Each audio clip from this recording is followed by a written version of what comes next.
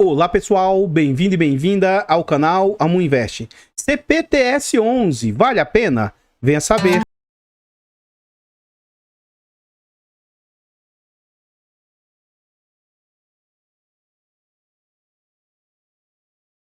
Pessoal, antes da gente saber mais a respeito desse fundo imobiliário, eu gostaria de pedir humildemente, por favor, deixa o like no vídeo e comenta para nós. E aí, você conhece esse fundo imobiliário? Sabe quem é a gestora, segmento de atuação, em que ele investe? Comenta, que seu comentário é muito importante para o crescimento e desenvolvimento do canal. Compartilhe o vídeo com as pessoas que você conhece, nos ajude a levar conhecimento e educação financeira a mais pessoas. Like, comentário e compartilhamento é de graça, não custa nada e vocês vão nos ajudar imensamente. Nós chegamos à nossa meta principal de 10 mil inscritos, depois chegamos a 12 mil e agora a gente quer chegar a 15 mil inscritos. Então se inscreva no canal e ative o sino para nos ajudar. Temos também a opção de membro. Tá gostando do canal e quer nos apoiar financeiramente? Clique no botão azul de Seja Membro e saiba mais. A partir de 10 centavos por dia, acho que isso não vai apertar vocês e pra gente faz muita diferença. Tornando-se membro, você vai ter acesso antecipado a vídeos, participa do grupo fechado do Telegram e tem preferência quando pede um vídeo aqui no canal. Nós iniciamos o nosso estudo para tirar a certificação CEA. Com essa certificação, a gente se torna um profissional do mercado e pode, inclusive, fazer indicação de ativos. Quer nos ajudar a tirar a certificação CEA? Faça-nos uma doação para o Pix, amuinvest@gmail.com. Qualquer valor doado será muito bem-vindo. Esse vídeo foi uma sugestão do Washington Rock e falou: Amu, poderia fazer uma análise do CPTS? Tá aqui o pedido que ele nos fez. Nós temos um canal secundário, Amu Dicas, e o nosso objetivo é chegar a 1000 inscritos lá. Já estamos com quase 600 inscritos. Tá crescendo bem, estou muito satisfeito. Mas conto com a ajuda de vocês. Vá lá e se inscreva. É de graça, não custa nada e você ainda ajuda o amiguinho. Vamos lá. Esse fundo imobiliário é um fundo de recebíveis, é um fundo de papel, é um fundo de CRI. É um fundo antigo na nossa bolsa, foi lançado no mês 8 de 2014. É um fundo de base de 100. Capitânia é a gestora. Títulos e valores imobiliários, e ele tem uma das liquidez muito alta da nossa bolsa. Ele negocia em média 7 milhões e 500 por dia. Então é muito dinheiro que ele negocia. Os usuários do site dão nota 4 de 5. Ele faz parte do IFIX com 2,75% e ele conta ali com mais de 31 milhões e 700 mil cotas. Em termos de PVP, ele está sendo negociado muito próximo ao seu valor justo, ainda com um pequeno ágio. Está sendo negociado a um PVP de 1,02. O valor patrimonial do fundo atualmente, 2 bilhões 857 milhões, só que o mercado está aceitando pagar 2 bilhões 908. Contudo, note, é um fundo de base 100, cuja cota hoje está valendo 89. Ou seja, na minha humilde opinião, esse fundo não está mais caro do que o que ele vale. Na verdade, na minha opinião, esse fundo hoje está com desconto. Sendo bem pessimista, o VP desse fundo vale pelo menos uns R$95. Então hoje, você poder comprar por 91, um fundo que vale pelo menos 95, poxa, amor, por que você está falando que ele vale mais do que ele está aí? Esse fundo ele é indexado a CRIs, ele também tem FIIs, tudo isso tem marcação a mercado, e aí influencia e joga as cotas para baixo. Então, na minha humilde opinião, esse não é o valor real do fundo, e sim, ao invés de ele estar com ágio, na minha opinião, ele está com desconto. Tendo julho como referência, é um fundo que já tem ali quase 180 mil cotistas.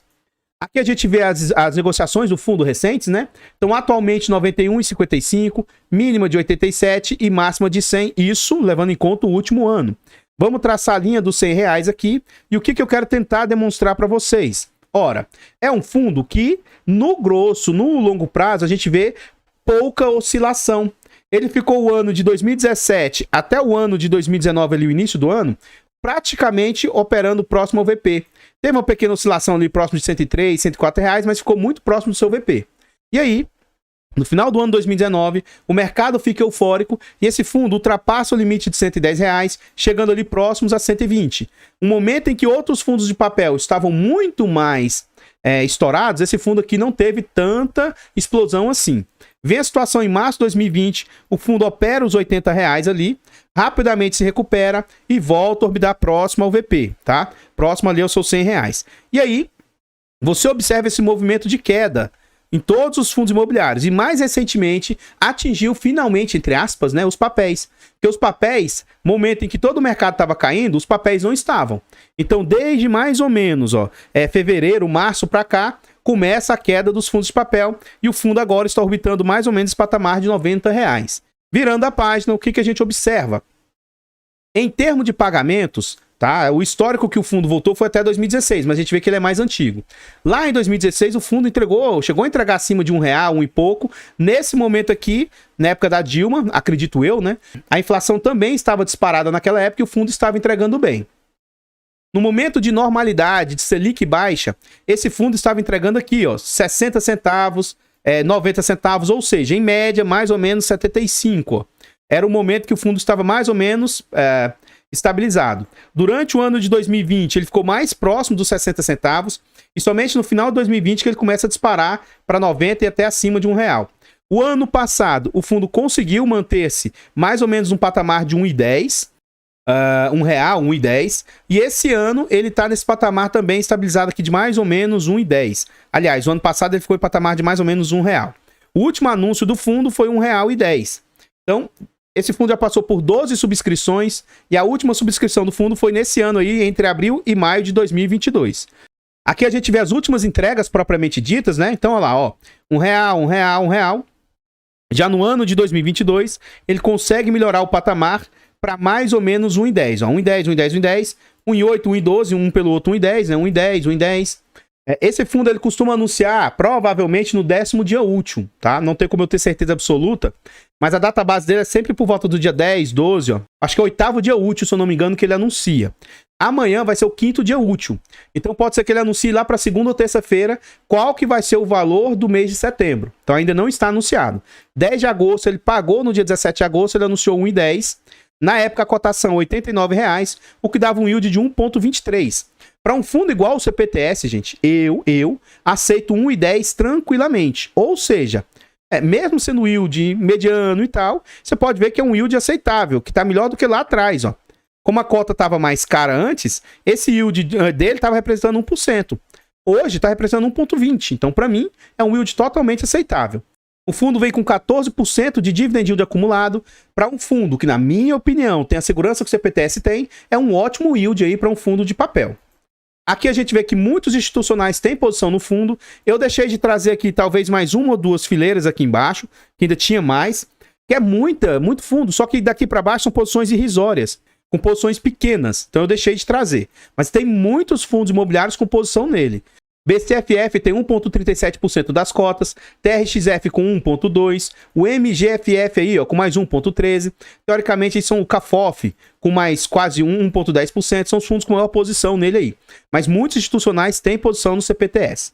Aqui a gente vê os comentários e os destaques que ele costuma trazer, né? Comentários macros da gestão, ó.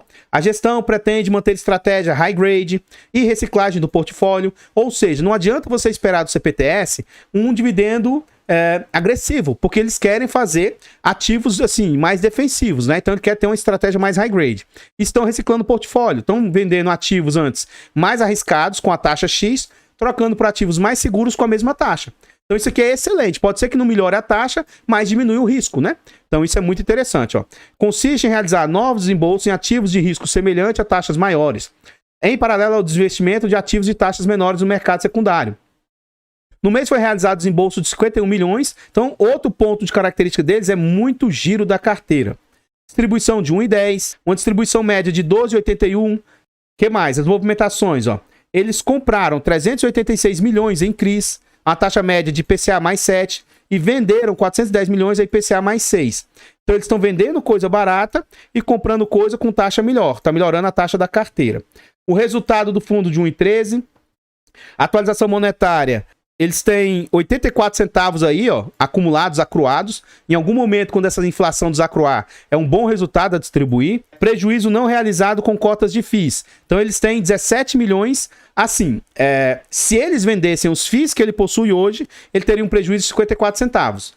Mas não significa que ele teve o prejuízo. Continuando aqui, ele fala sobre liquidez, número de cotistas, vou pular isso. Alocação, dessa parte aqui, a única coisa que eu vou olhar também é isso aqui, ó. O fundo está com 364 milhões em compromissadas, o que representa 12,74% do fundo. Já chegou a ser alta essa compromissada dele e diminuiu. Então, lá no final do vídeo, depois que eu acabo o vídeo, nos últimos slides lá, vai ter um slide falando sobre essas compromissadas, se vocês tiverem interesse. O restante aqui, qualquer coisa, você pausa o vídeo e dá uma olhada com atenção. A gente vai ver isso aqui com detalhes também dentro do próprio relatório. Então, continuando aqui, a gente vê o comentário da gestão agora sobre as perspectivas e tal. Ele fala o seguinte, ó. O retorno patrimonial do fundo em julho foi negativamente afetado pela reprecificação dos ativos de crédito, dada a forte abertura de juros. Então, o que está amassando a cota, empurrando ela para baixo, o que tem impactado, então, em amassar a cotação do fundo, não é que ele está perdendo valor. É essa curva de juros que está jogando a cotação para baixo, tá? O VP do fundo para baixo. Então, de forma que a taxa de marcação a mercado da carteira de CRIs repasse IPCA mais 7 para IPCA mais 7,38. Como dito nos últimos relatórios, o foco da gestão atualmente é aumentar a taxa média de aquisição dos papéis, via reciclagem da carteira de operações. Mesmo perfil de crédito high grade.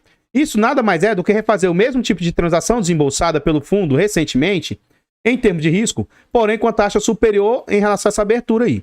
Em paralelo, pretendemos continuar vendendo CRIs no mercado secundário para abrir espaço para esses novos desembolsos. Destacamos em negrita a alocação de 51 milhões de CRI pulverizados aí, tal. Sob a ótica do crédito, estamos cada vez mais convictos de que não devemos aumentar o risco e mudar o perfil da carteira. Eles querem continuar com risco mais high grade. Enfatizamos que a nossa carteira está 100% saudável, com todos os imóveis apresentando resultados acima do que havia orçado no nascimento das transações. Beleza? Continuando. Aqui a gente vê as movimentações da carteira, tá? Então aqui, ó, que ele comprou? Aqui ele comprou 385 milhões e ele vendeu 410 milhões. As compras, a CDI média, né? CDI mais, IPCA mais 7, vendas a IPCA mais 6,69. Saindo taxa menor, entrando taxa maior. Interessante aí. Continuando, a gente vê aqui também a movimentação de FIIs. O que eles fizeram? Aqui são todas as compras feitas e aqui as vendas realizadas. O que eles compraram? VVPR, que provavelmente, né, acho que ele ficou acertado de ir lá para o portfólio do BTLG. Compraram SAD, pequenas quantias. Como é um fundo bilionário, bilhões, movimentar aqui, ó, 1 milhão é muito pouco para um fundo desse porte, né? E eles compraram ali também 12 milhõezinhos, entre aspas, de TRXF. Entraram aí por meio da oferta 476, ó. O restante aqui tudinho foram comprar a mercado, ó. O VVPR, SAD, QAGR, PATC. E o que eles venderam? Eles venderam VXXV e venderam TRXF. Ó. Compraram 12 milhões na oferta, que é entre aspas mais barato, e venderam 14 milhões. Ó. Então isso aqui é um famoso trade, né? Vende a mercado mais caro e compra na subscrição mais barato. Pegaram uma oportunidade aí. Quais os custos que o fundo tem? Ele cobra 0,10 de taxa de administração, 1,05 de gestão e não tem performance. Vamos ver na prática o que isso representa. Então tá aqui, ó, administração e gestão. Esse aqui é o que ele está pagando com a alavancagem dos CRIs, né, as compromissadas, esquece. E aí a gente vai ver o que essas duas despesas representam frente ao total que ele receitou. Em julho, o fundo receitou 40 milhões. De onde que veio esses 40 milhões? Dinheiro parado em caixa, rendeu 247 mil. Os CRIs renderam 33 milhões, sendo 12 de juros e mais 20 de atualização. Ele teve um prejuízo aí na venda dos CRIs, gerou 3 milhões e 400 de prejuízo e teve um lucro de 9 milhões e 700 girando FIIs. Tá? E mais ganho de capital com FIIs, aqui é rendimento de FIIs. Mais ganho girando FIIs, os FIIs aí, ele teve um lucro de 780 mil. Então vamos ver na prática o que o resultado do fundo aqui, as despesas representam frente às receitas. Lembrando que para mim, um limite aceitável seria 15%. Então vamos pegar 261, que eu vou arredondar para 262. Vamos somar aqui com 2238. Então a gente vê aqui as despesas do fundo, 2 milhões e meio em julho, vezes 100, dividido por 40 milhões 638. Então a gente vê que as despesas estão representando ali 6,15%, algo totalmente aceitável e saudável na minha opinião. Uma taxa interessante, tá? Aqui a gente vê a carteira do fundo, como que está hoje a carteira do fundo. Quando eu falei lá atrás que ele é um fundo de papel, para mim hoje esse fundo está mais híbridozão, porque ele tem um percentual alto em FIIs, ó. Ele tem 34% do seu portfólio alocado em FIIs. Ele é quase um FOF, né? O restante está em diversos segmentos, sendo que depois dos FIIs ele vai ter CRIs do setor logístico 22%, CRIs de shopping 19%, varejo 12%, comercial 5%, hospital, residencial, educacional, liquidez. Então aqui está à disposição dos segmentos que ele investe. Além disso, a carteira hoje está com a taxa média de IPCA mais 6, é 64% dela, 34% é FIIs, e aí o restante 1,6% parado em caixa. E aqui a gente vê as exposições do fundo. Outro ponto positivo que chama muita atenção é aqui, ó. O CRI que ele tem maior exposição é o CRI da Vinci, o VISC. É 6% a dívida lá que possui do portfólio. Então não é nada exacerbado. Eu tenho dito para mim que o máximo é 10% de limite, que eu acho saudável. Mas tem que se buscar o mais próximo de 5%, né? Então o maior devedor do fundo hoje representa 6%. Se desse alguma coisa gravíssima aqui, afetaria apenas 6% do portfólio. Outro feed shop, né? General Shopping 5,9%, HBR 5,1%, GTIS mais 3,4%, Gazit Malls mais 3,3%.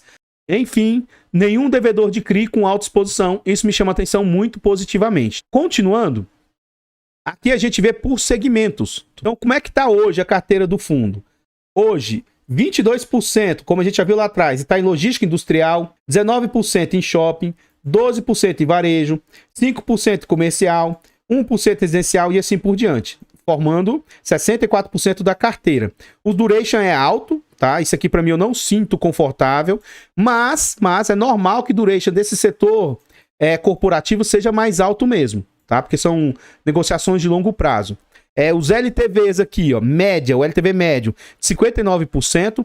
Por ser do setor corporativo e o risco ser menor, é um LTV aceitável. Mas o mais indicado é que esse LTV seja abaixo de 50%. Mas também é um LTV aceitável. Então, pessoal, o que eu tinha para trazer a respeito do CPTS são somente essas informações. Nos últimos slides aqui do vídeo vai ter muita informação interessante ainda sobre o fundo, assim como tem alguns vídeos que eu trago, que tem poucas informações por causa do relatório. Esse aqui já tem muitas informações, tem muito mais do que eu consigo trazer no vídeo. Então o relatório dele, se eu não me engano, tem quase 30 páginas. Se você for cotista do fundo ou se interessar por ele, veja o resto das páginas que eu trouxe aqui para vocês, ou vá lá e abra o relatório gerencial, que tem muita informação ainda para complementar o conteúdo. Então, por favor, vá lá no nosso canal secundário, Amudicas, inscreva-se, ajude-nos a chegar a 1000 inscritos lá e monetizar o canal. Muito obrigado a todos vocês que ouvem, atendem o chamado, vão lá e se inscrevem. Nesse vídeo aqui, deixa o like, comenta e compartilha e diz aí para nós, e aí? Você tem o CPTS no seu portfólio? Você acha ele um bom fundo imobiliário para o seu portfólio? Eu confesso o seguinte, que eu não tenho no meu portfólio, mas ele caberia tranquilamente. É um ativo que eu teria tranquilamente no meu portfólio, apesar de não tê-lo. Porque eu optei por outros só por questão de preferência. Eu acho que a Capitânia faz um bom trabalho. Eu só não gosto muito que tem muitos FIIs no seu portfólio aí, tá bom? Mas isso é gestora, elas optaram por isso. É uma gestora que costuma fazer muito giro de ativos, tá? Ela consegue girar muito ativo mesmo.